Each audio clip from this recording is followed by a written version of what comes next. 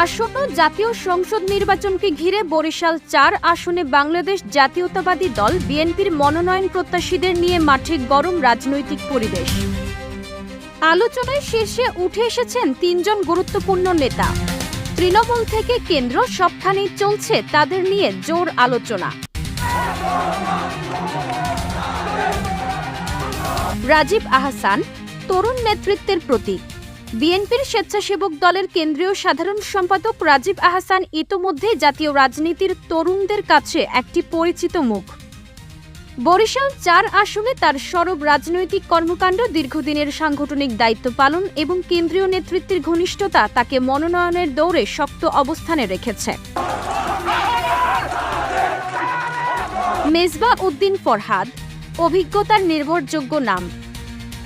সাবেক সংসদ সদস্য এবং বিএনপির জাতীয় নির্বাহী কমিটির সদস্য মেজবা উদ্দিন ফরহাদ একাধিকবার দলীয়ভাবে নির্বাচনে অংশগ্রহণ করেছেন।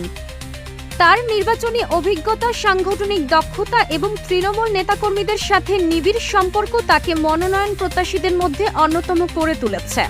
আমাকে লেখা হয় অতিথি, আমি অতিথি নয়। আমি 1985 সালে এই বরিশাল থেকে একটি লঞ্চ করে এসে এই জায়গায় জাতীয়তাবাদী ছাত্র দলের কমিটি গঠন করেছি। অ্যাডভোকেট এম হেলাল উদ্দিন মানবিক ও তৃণমূল নির্ভর রাজনীতির মুখ। জনদরদি ও মানবিক নেতা হিসেবে বরিশাল ৪ অঞ্চলের মানুষের আস্থার নাম অ্যাডভোকেট এম হেলাল উদ্দিন। একজন পেশাদার আইনজীবী হয়েও তিনি সবসময় সাধারণ মানুষের পাশে থেকেছেন। ত্রাণ, ঈদ বা দুর্যোগ সবসময় জনগণের কাছে ছুটে গেছেন। তার রাজনৈতিক গ্রহণযোগ্যতা দিন দিন বাড়ছে। দলীয় পর্যবেক্ষণ ও চূড়ান্ত সিদ্ধান্তের অপেক্ষা।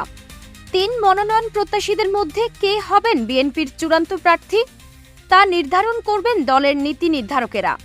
ত্যাগ, সাংগঠনিক দক্ষতা, জনপ্রিয়তা ও কেন্দ্রীয় সম্পর্ক, এই 4টি দিকই প্রার্থী বাছাই বড় ভূমিকা রাখবে বলে মনে করছেন রাজনৈতিক বিশ্লেষকরা। বরিশাল ৪ আসন নিয়ে রাজনৈতিক উত্তাপ ক্রমেই বাড়ছে।